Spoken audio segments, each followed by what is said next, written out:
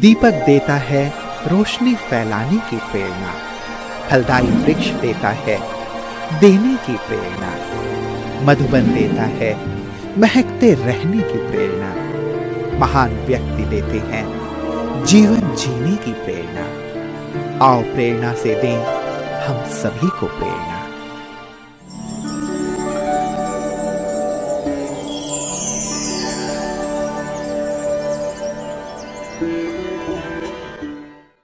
मानसा भारत के पंजाब राज्य का एक मुख्य जिला है।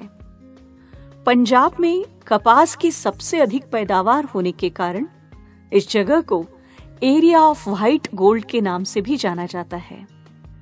कृषि इस जिले के लोगों का प्रमुख व्यवसाय है। मानसा ब्रह्मा कुमारी ईश्वरीय विश्वविद्यालय की सह मुख्य संचालिका है राजयोगिनी रीटा दीदी जी। रीटा दीदी जी का जन्म 1970 में पंजाब में ही हुआ। आप बचपन से ही शिव और कृष्ण की भक्ति में विशेष रुचि रखते थे। आप उमंग, उत्साह, इकोनॉमी, सिंपल और रॉयल आदि गुणों से भरपूर है। आपको 1986 में भक्ति का फल ईश्वरीय ज्ञान की प्राप्ति हुई और 1988 में अव्यक्त बाप दादा से ईश्वरीय मिलन मनाकर तुरंत ही आपने अपना जीवन प्रभु की सेवा में समर्पित कर दिया। तब से बठिंडा और मानसा में सेवाएं देते हुए राजयोगिनी सुदेश दीदी जी की विशेष सहयोगी बनकर परमात्मा को प्रत्यक्ष करने की सेवा कर रही है। दीदी जी के नेतृत्व में 200 से अधिक विद्यार्थी ईश्वरीय पालना का आनंद ले रहे हैं।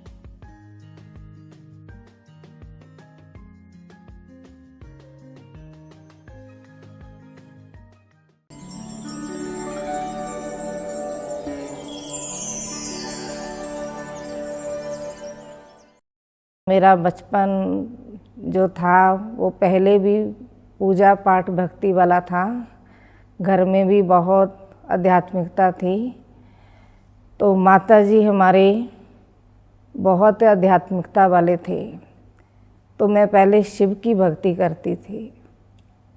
श्री कृष्ण से भी मेरा बहुत प्यार था।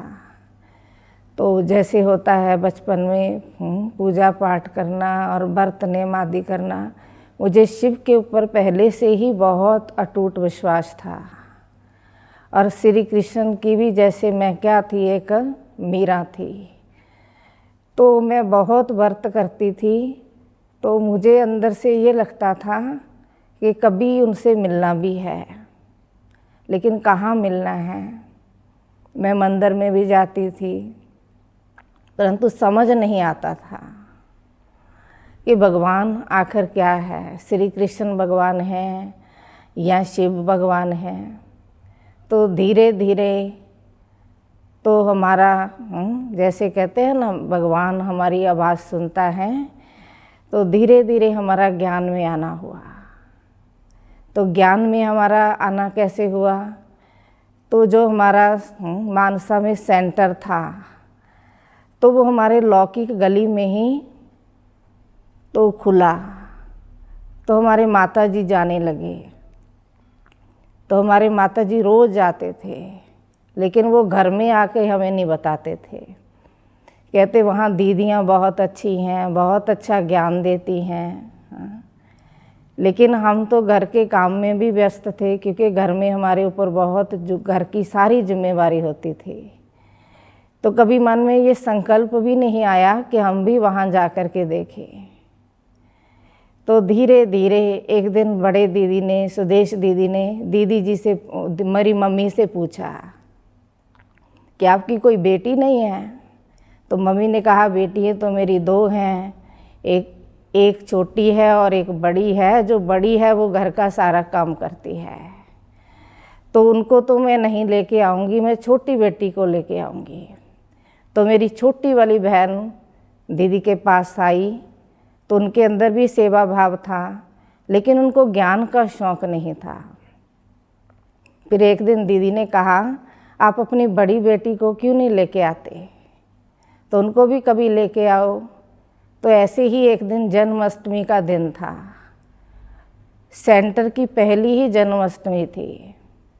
तो जन्माष्टमी के दिन गली वाले सारे लोग आए, तो उन्होंने कहा कि आप भी चलो, एक बार देख के आते हैं यहाँ होता क्या है। तो उन दिनों में शाम के समय भोग लगाया जाता था। तो बड़े दीदी भोग लगा रहे थे, और जो बठिंडा वाले हमारे कमलेश दीदी या धरनिया दीदी, वो भी मानसा में आए हुए थे। ये दोनों दीदियाँ स्टेज पर बैठी हुई थी, भोग लगा रही थी। और बाबा को उस समय तो मुझे नहीं पता था कि बाबा क्या होता है, लेकिन श्रद्धा श्री कृष्ण के रूप में थी। तो मैं उसी रूप में बैठी थी, और मुझे पता नहीं उस दिन क्या हुआ। आज तक भी मुझे उसका अनुभव नहीं होता कि उस दिन मुझे किस चीज़ ने खींचा। वो जन्माष्टमी का दिन और आज का दिन, जैसे कि मैं श्री कृष्ण की मीरा होकर के रह गई। और मैं शिव की भी बहुत भक्ति करती थी, और भक्ति भी करती थी, और सोमवार के व्रत आदि भी रखती थी। और जब पहला सोमवार आया तो मैं व्रत तो इतना अटूट श्रद्धा से रखती थी, तो दीदी ने उस दिन मुझे हलवा और चने का भोग खिला दिया। और वो मेरी ज़िंदगी का एक पहला ऐसा दिन होगा जिस दिन मैं भूल गई होंगी कि आज मेरा व्रत है। तो उस समय मैं दीदी के सामने वो चने और हलवे का भोग खाया, और जब मैं घर गई तो मुझे याद आया कि वो मेरा तो आज व्रत था, मैंने कैसे खंडित कर दिया। मैं घर में जाकर के बहुत रोई, और मेरी माता जी ने मुझे कहा कि तू शिव की भक्ति करती है ना, तो दीदियाँ भी तो शिव को ही मानती हैं, वो भी शिव को ही पूजती हैं, तो आपने तो शिव बाबा का ही भोग खाया है, तो आपके ऊपर कोई पाप नहीं लगेगा। तो चलो धीरे धीरे, अभी मैंने कोर्स भी नहीं किया था, अभी मैंने ज्ञान भी नहीं समझा था, लेकिन मुझे खींच थी कि मैं जाऊं, रोज़ जाऊं। तो मैं बिगर कहे दीदी के पास आ जाती थी। फिर मुझे बड़े दीदी ने, सुदेश दीदी ने कोर्स कराया। आधा मुझे दीदी ने कोर्स कराया, और आधा मुझे बिंदु बहन ने कोर्स कराया। तो मेरा कोर्स पूरा हुआ, और मुझे नहीं पता कि मैं कैसे बाबा की तरफ खींची रोज आती थी। और योग का मुझे इतना अच्छा लगता था, योग में बैठना मुझे इतना अच्छा लगता था, मैं ऐसे एकाग्र होकर के बैठ जाती थी। उस समय मुझे दीदी इतना जानते तो नहीं थे, पर दीदी कभी कभी कहते थे ये लड़की जो आती है ये योग में बहुत एकाग्र होकर के बैठती है। तो मुझे एक ही चीज़ ज्ञान में अच्छी लगी कि हम कौन हैं, हम कहाँ से आए हैं। जब मुझे पहला पाठ दीदी ने पढ़ाया कि तुम शरीर नहीं तुम आत्मा हो, तो जैसे वो दिल में एक छप गया, दिल में एक लग गया कि सचमुच ये बातें मैंने पहले भी कभी सुनी हैं, जबकि ऐसी कोई बात नहीं थी। मैंने कभी जीवन में आत्मा के बारे में कभी सुना नहीं था, और मुझे बार बार घर में भी जाकर के वही बात जैसे आत्मा के अंदर खटकने लगी कि हम शरीर नहीं, हम क्या हैं, एक आत्मा है। और उसके बाद फिर मेरी ये जीवन यात्रा अलौकिक शुरू हो गई। मैं जैसे बाबा की ही होकर के रह गई। तो घर में हमारे माताजी बीमार रहते थे, तो घर का भी मुझे सारा काम करना होता था, और मुझे सेंटर की भी खींच होती थी कि मैं सेंटर जाऊं। उन दिनों में दीदी अकेले रहते थे, साथ में कोई बहन नहीं थी, तो मुझे होता था मैं जल्दी जल्दी घर का काम समेटूं और दीदी के पास जाकर के दीदी को सहयोग करूं। तो मैं घर का जल्दी जल्दी काम ख़त्म करके दीदी के पास पहुंच जाती थी, और मुझे बहुत अच्छा लगता था कि मैं जैसे कोई भगवान के कार्य में मददगार बन रही हूँ। तो मेरा 8-7 महीने ऐसा पाठ चला। उस समय मैं क्लास सुबह नहीं करती थी, शाम को क्लास में आती थी, क्योंकि सुबह घर में काम होता था, मम्मी बीमार थे, तो शाम को मैं क्लास करती थी। फिर एक दिन मुझे दीदी ने पूछा कि क्या तू रात को सोने के लिए मेरे पास आ सकती है? तो मैंने कहा क्यों नहीं, मैंने वहाँ तो दीदी के सामने तो हाँ कर दिया, अब घर में मैंने नहीं पूछा। फिर मैंने अपनी मम्मा को बोला कि मम्मी मुझे ऐसे दीदी कह रहे हैं कि रात को तू सोने के लिए नहीं आ सकती क्या मेरे पास? तो मेरी मम्मा ने भी मुझे कहा कोई बात नहीं, मैं तेरे को छोड़ आया करूँगी, क्योंकि गली में ही हमारा घर था और गली में ही बाबा का घर था। उसी गली में तो बाबा ने मुझे जैसे खुद आकर के ढूंढा और निकाला। कभी कभी मुझे आज भी उन बातों पर फक्र होता है। कहते लोग भगवान को ढूंढते हैं और भगवान ने मुझे ढूंढा, मुझे बहुत खुशी होती। फिर मुझे ऐसे छुट्टी दी गई, मेरी मम्मी ने कहा कोई बात नहीं, आप चलो, दीदी अकेले रहते हैं तो दीदी के पास आप सोने के लिए चले जाया करो। और कुछ दिन मेरा ऐसे बीता, मैं सुबह भी जल्दी जल्दी काम समेट करके दीदी के पास रहने लगी और रात को भी मैं सोने के लिए दीदी के पास आती थी। और सुबह मुझे घर के बंधनों के कारण मुझे जल्दी जाना होता था, तो 6 बजे मैं दीदी से छुट्टी लेकर के चली जाती थी। तो ऐसा हुआ, एक बार मैं बाबा के कमरे में बैठी थी, तो बाबा के कमरे में सुबह सुबह मैं योग कर रही थी। तो मेरे बाबा ने कैसे सारे जैसे बंधन काट दिए। मुझे एक बहुत ऐसे भयानक सीन मैंने देखा, जैसे विनाश का सीन होता है। बाबा के कमरे में बैठे बैठे जैसे सामने बाबा खड़े हैं और ब्रह्मा बाबा को भी देख रही हूँ, मैं मम्मा को भी देख रही हूँ और संसार की मैं हलचल को भी देख रही हूँ। कुछ पल के लिए तो मेरे मन में एक डर सा लगा। फिर जैसे कि मुझे बाबा ने एक थाम लिया, हाँ, कि बच्ची अभी समय बहुत थोड़ा है, अभी जल्दी जल्दी पुरुषार्थ करना है। तो मैंने 1 साल के अंदर वो बाबा की बात मुझे इतनी टच हो गई कि मैं 1 साल के अंदर ही अपने सब बंधन काट करके संपूर्ण रीति से यज्ञ में रहने लगी। तो 1 साल के अंदर मैं जब बाबा के घर में रहने लगी तो घर के भी मेरे बंधन खलास हो गए।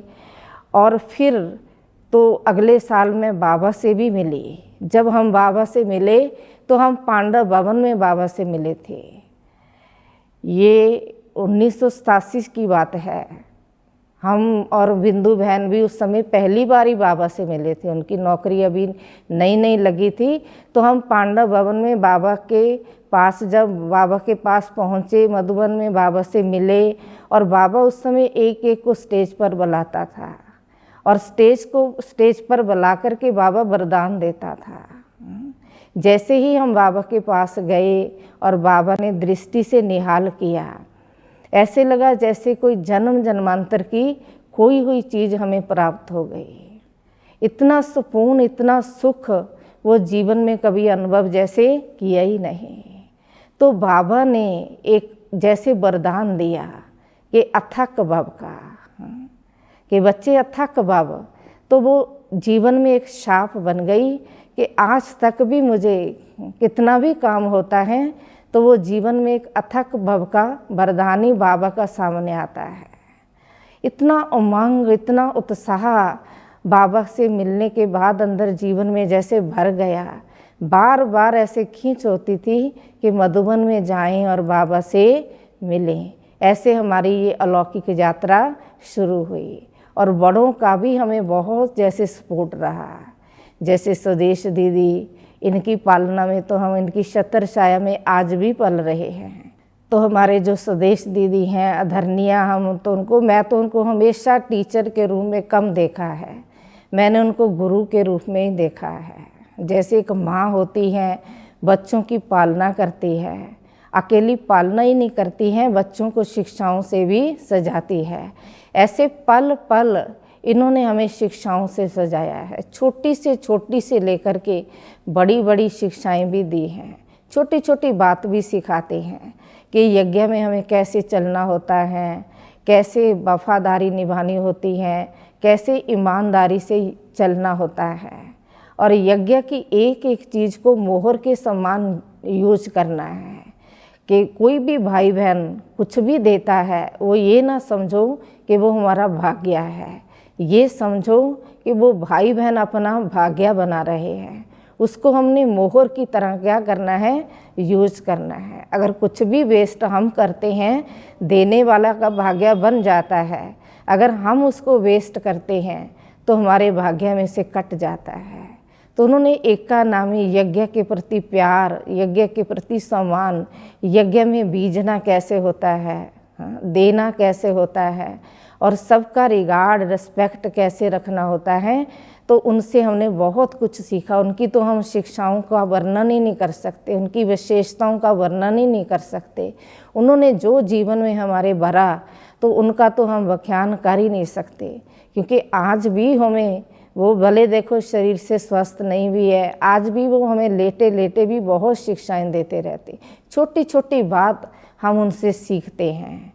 जो हम समझते हैं हमें सब कुछ पता है और फिर भी पता होते भी हमें लगता है हमें कुछ भी पता नहीं है, कि बड़ों से हमें इतना कुछ सीखने को मिलता है।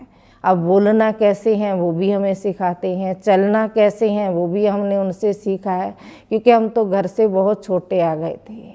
15 साल की मैं घर से आ गई थी और मेरा बचपन तो दीदी के साथ ही बीता है और बचपन से ही मैंने दीदी से ही सीखा है। और मुझे कभी अपने जीवन में अपने लौकिक संबंध याद नहीं आए। मुझे जो कुछ मिला है मैं समझती हूँ बाबा तो साथ में है ही, बाबा तो कर्ण करावन हार है ही, लेकिन दीदी से मुझे बहुत कुछ मिला है। माँ का प्यार भी मिला है, पालना भी मिली है और आज तक मैं उसको महसूस भी करती हूँ। मुझे घर की कभी लौकिक माँ भी याद नहीं आई, क्योंकि मुझे ऐसा लगा कि दीदी ही मेरी माँ है। और माँ बन कर के 35 साल उनके साथ मेरे कैसे बीते वो मुझे आज तक भी याद नहीं है। तो हमारे जो पंजाब जोन के बड़े अचल दीदी, उनका तो हम क्या गुणगान करें। उनकी तो जीवन ही एक तपस्वी जीवन थी। तो ये भी मैं कहूँगी मेरा बहुत बड़ा सौभाग्य रहा है कि मैं उनके साथ कुछ पल बताए हैं। तो जब कुछ समय पहले बाबा ने बहनों को ट्रांसफ़र किया था तो दीदी जो अचल दीदी थे वो बठिंडा में रहे थे। तो उन्होंने उस समय कमलेश, हमारे कमलेश दीदी थे बड़े, तो उनको कहा कि मुझे रीटा बहन चाहिए, क्योंकि मुझे तो यहाँ का इधर का अनुभव नहीं है, तो मुझे रीटा बहन चाहिए। मेरे पास तो रोज़ 10 बहनें आएंगी और 10 बहनें यहाँ से जाएंगी। भंडारा संभालने के लिए भी मुझे कोई अच्छी जो रिस्पॉन्सिबिलिटी वाली बहन हो वो चाहिए। और मुझे बहुत फ़ख्र हुआ कि मुझे दीदी ने कहा है कि आप मेरे पास आकर के रहो। तो मुझे बहुत बड़ा सौभाग्य मिला, जो इतने बड़े तपस्वियों के साथ मैंने कुछ पल अपने गुजारे हैं। तो उनके जीवन की तो मैं आपको व्याख्या भी नहीं कर सकती, क्योंकि उनका जीवन तो एक एक पल जो हमने उनके साथ बताया, तो उनके जो वाइब्रेशन थे, उनकी जो तपस्या थी, तो उनका आज तक मैंने किसी में अनुभव नहीं किया है। उनका तो तप इतना था कि वो कभी भी, उनके चेहरे से भी हमें ऐसे लगता था जैसे दीदी के अंदर एक तपस्या क्या हो रही है, झलक रही है। तो उन्होंने हमें बहुत कुछ ट्रेनिंग दी, बहुत कुछ सिखाया कि यज्ञ से प्यार कैसे निभाना होता है, भाई बहनों की पालना कैसे करनी होती है, और अपनी छोटी बहनों के साथ कैसे स्नेह से रहना होता है, कैसे प्यार निभाना होता है। छोटी छोटी बातें उनसे हमने बहुत कुछ सीखी हैं, बहुत कुछ उनसे प्यार पाया है और बहुत कुछ हमने अपने जीवन में प्राप्त किया है। और जो हमारे बठिंडा में कमलेश दीदी थे, अब उनके तो हम क्या गुणगान करें, क्योंकि उनके साथ तो उनके साथ भी हमारा बचपन बीता है। दीदी कहीं भी जाते आते थे तो दीदी के साथ हमारा आना जाना बहुत रहता था। तो मधुबन में भी जाना और भी कहीं जाना, और दीदी के अंदर बहुत देखो यज्ञ में कैसे देखो उन्होंने हमें सबको सिखाया, सब बहनों को सिखाया कि यज्ञ के अंदर हमारा कितना वफादारी का पार्ट होना चाहिए। जब से देखो बाबा के बने हैं तो बाबा ने तो बहुत कुछ दिया है, बहुत कुछ बाबा हम बच्चों को दे भी रहा है।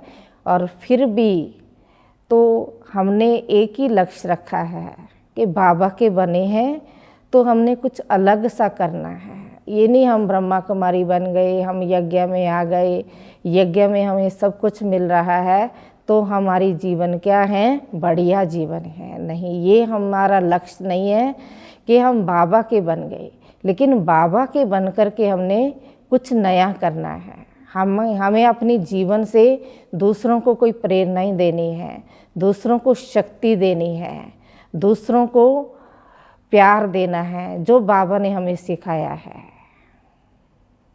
वर्तमान समय मेरा यही श्रेष्ठ पुरुषार्थ रहता है कि मैं अपने कर्मों से सबको सिखाऊं। बाबा भी कहता है बच्चे जैसा कर्म करोगे आपको देख करके और भी करेंगे। अगर आप एक भी कर्म उल्टा करोगे तो आपको देख करके दूसरे सीखेंगे तो उनका भी बोझा आपके ऊपर आएगा। तो मुझे हमेशा यही ख्याल रहता है कि बाबा के बने हैं, बाबा का नाम रोशन करना है, बाबा का नाम वाला करना है, अपने एक एक कर्म से बाबा को प्रत्यक्ष करना है। मैं इन्हीं बातों का ध्यान रख करके आगे चलती जा रही हूँ। एक्यूरेट पुरुषार्थ में ध्यान रखना, जैसे बाबा कहता है तुम योग करोगी तो तुम्हें देख करके दूसरे भी करेंगे, अगर तुम तपस्या नहीं करोगे तो तुम्हें देख करके दूसरे भी नहीं करेंगे। मेरा लक्ष्य यही होता है क्लास में भी आकर के सबसे पहले बैठूं ताकि हमारे जीवन से कोई दूसरे प्रेरणाएं ले सके। ज्ञान योग का भी मुझे बहुत शौक़ है और बाबा की एक एक बात को धारण करने का भी मेरे अंदर बहुत उमंग रहता है।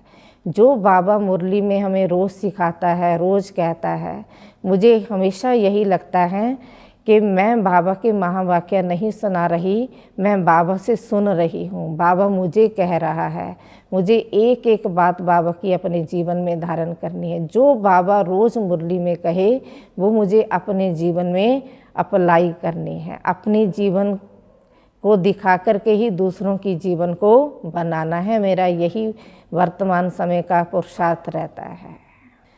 तो ब्राह्मणों के लिए, बाबा के बच्चों के लिए, सबके लिए मेरा यही संदेश रहता है कि जैसे हम समझते हैं, बाबा कहते मेरा एक एक ब्राह्मण आत्मा, एक एक मेरा बच्चा मेरे समान बन करके मेरा नाम रोशन करे, और सबके प्रति मेरी यही शुभ भावना होती है। और मैं सबको यही कहती हूँ, हम बाबा के बच्चे बने हैं तो हम बाबा का नाम वाला करें, तो बाबा की शिक्षाओं को हम अपने जीवन में लाएं। हम ये नहीं, हमेशा मैं यही कहती हूँ कि हम ये नहीं कि हम भक्ति की तरह एक कान से सुने और दूसरे कान से निकाल दें, कि बाबा हमें जो जो कहता है ये भगवान कहता है, ये कोई साधारण हस्ती नहीं है। मैं हमेशा क्लास में भी यही कहती हूँ, ये कोई साधारण हस्ती नहीं है जिनको सारी दुनिया ढूंढ रही है, पकार रही है, और वो हमारे ऊपर इतनी मेहनत कर रहा है। तो हमें उस मेहनत को क्या करना है, रंग लाना है कि बाबा की एक एक बात को हर ब्राह्मण आत्मा अपने जीवन में धारण करके बाबा का नाम वाला करे, रोशन करे, और एक एक के ब्राह्मण आत्मा के, बाबा के बच्चों के मस्तक से सबको बाबा का साक्षात्कार हो। मेरा यही सबके लिए विशेष रहता है कि सब बाबा के बच्चे बाबा के समान योग्य बन जाएं।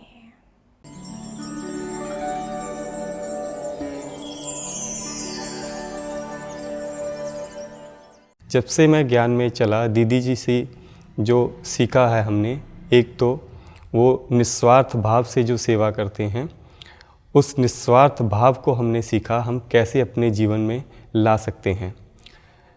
दूसरा जो गुण है दीदी जी में देखा हमने, वो निर्माण चित्त का गुण है। दीदी जी हर एक परिस्थिति में कितने निर्माण होकर सेवा करते हैं, वो हमने उनके जीवन में आई निर्माणता का ये गुण भी अपने अंदर लाने की पूरी कोशिश कर रहे हैं। दीदी में बहुत सारी शक्तियों का मैंने अनुभव किया है। उनकी परखने की शक्ति और निर्णय करने की शक्ति अप्रतिम है। जितनी उनमें सहन शक्ति है उतनी ही उनमें सामना करने की शक्ति भी है।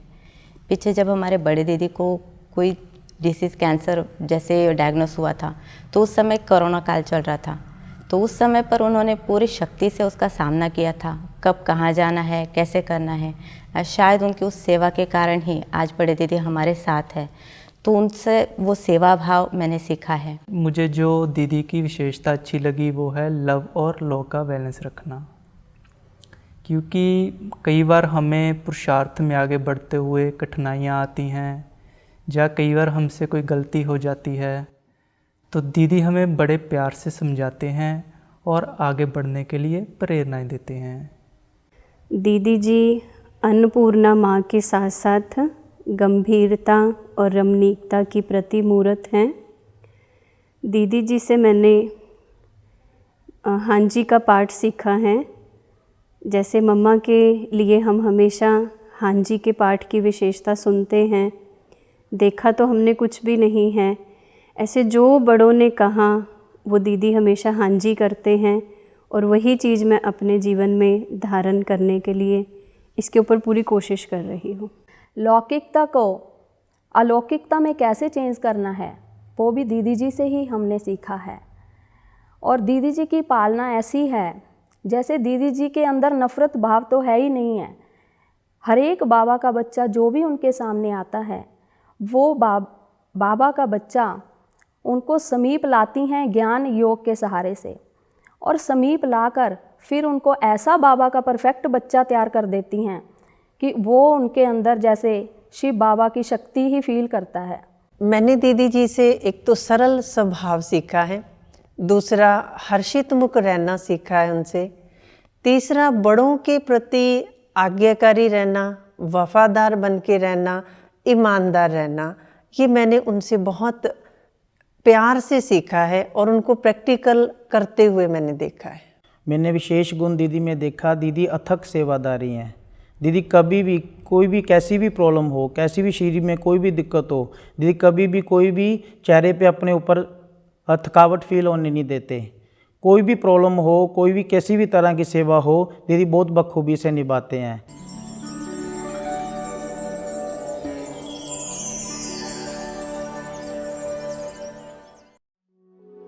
कर लो अनुभव प्रभु प्यार का, बाहों में वो बुला रहा,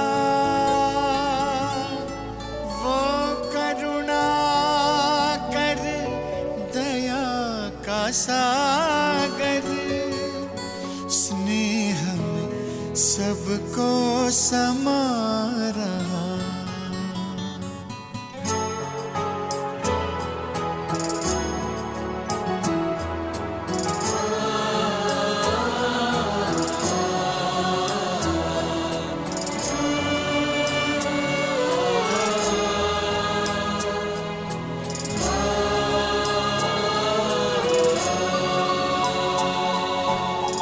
कर लो अनुभव प्रभु प्यार का, कर लो अनुभव प्रभु प्यार का, कर लो अनुभव प्रभु प्यार का, बाहों में वो बुला रहा, वो करुणा कर दया का सागर, स्नेह में सबको समा रहा, स्नेह में सबको समा रहा। आओ प्रभु शरण आओ,